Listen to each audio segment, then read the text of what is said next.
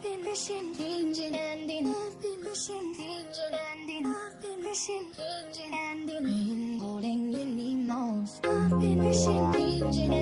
yeah.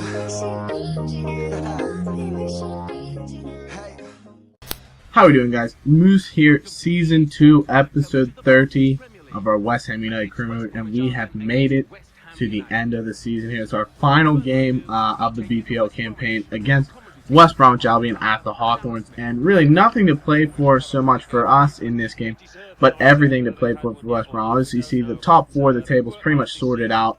The only thing that really happens is Arsenal could maybe jump Liverpool for 5th, but West Bromwich Albion currently sitting 1 point inside the relegation zone in second to last.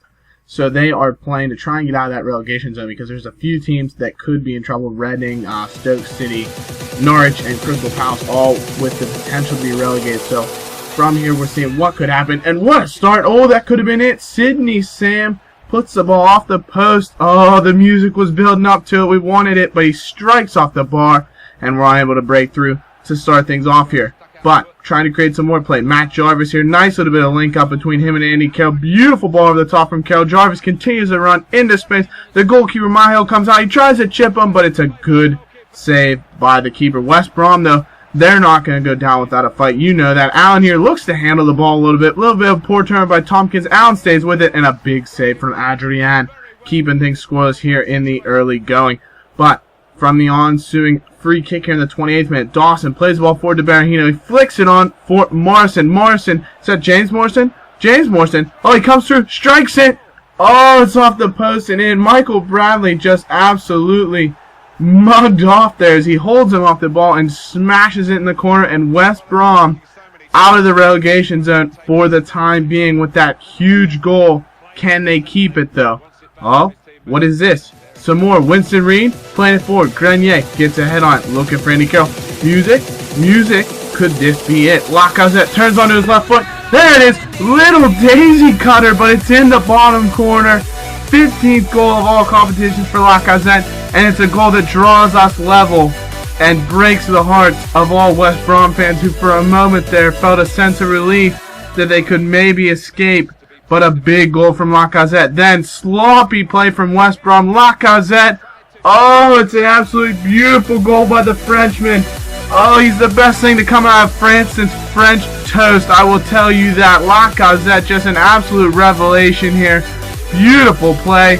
What a finish, though. The chip ball right into the back of the net. A little bit of side netting there, but it's a beautiful finish as we head into halftime with a 2-1 advantage. Obviously, the Morrison goal canceled out by 2 from Lacazette. As we take a look here around the grounds, based on what's happening now, Reading will stay safe. Stoke City actually fall into the relegation zone to be relegated alongside West Bromwich Albion here, potentially. So, as we continue things, Wigan's already down, but West Brom not going to give up. Berahino gets a nice ball, player on top, lays off for the goal scorer, Morrison, but his shot goes just wide of Adrian's goal. We then try and create something here. It's given away by Jarvis. Played for Berahino again, linking up now with Sessegnon. Sessegnon with another drive ball over the top. Berahino knocks it down for a Greek player that we're not going to even try to pronounce his name. And Tompkins gives some love for the defense here. We never give any love, but that is a massive tackle by Tompkins on Berahino to keep them out. And we come right back down the other end. Lacazette, they're going to have to be cleaning up the pitch here with all the hats on it. Hat trick from Lacazette.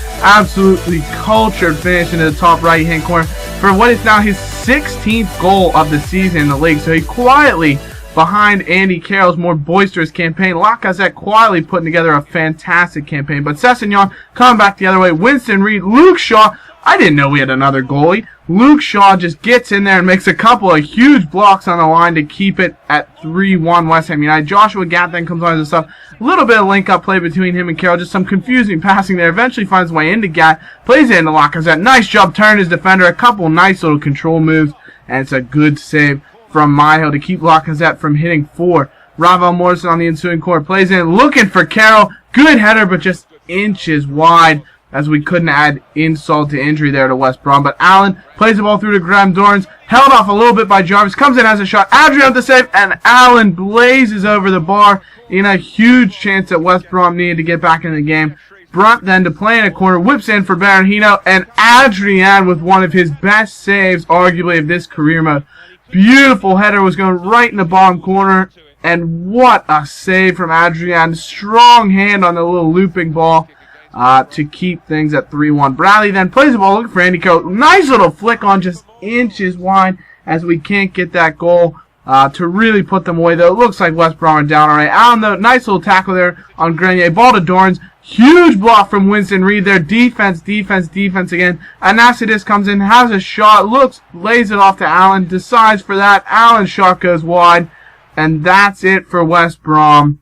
Relegation to the championship. Disappointment for them, but a huge 3 points and 3 goals from Lacazette to finish out the season on a high note. Really, we held possession, but West Brom 17 shots. They were throwing everything they could at the goal. Kind of deserved better, you would say, but a huge victory for us that we're going to happily take to end the season on a high note of 4 consecutive victories. So fantastic play for us. Man of the match actually was James Tompkins. Like I said, our backline played really well, but Lacazette a 9.6 as well, and the hat-trick hero of this game to finish it out here. As we do, we're going to do some groundskeeping here just to finish things up. We get basically £10 million as our reward for finishing the season of the Premier League in the standing that you're going to see. We had a chance to finish as high as second depending on results across the board, and you'll see what happens there once we take a look at the table and everything. We also get a look at the goalkeeper of the tournament was Hugo Lloris from Tottenham Hotspur. Wayne Rooney takes the top scorer award. He scored 22 goals. You'll see that Andy Carroll also scored 22 goals, so in my mind, he's the top scorer. But we also get the team in the BPL. We see Luke Shaw, Tompkins, Reed, and Michael Bradley making it in from West Ham. So some interesting choices there. Top scorer Rooney doesn't even make it into the team, neither does top goalkeeper Lloris. So some interesting stuff there. But this is the thing I want you to leave a comment on at the end of this end of the episode here. Jonathan Dos Santos, we could sign him for £5 million here. He has his loan deal with a loan to buy option at the end of this season.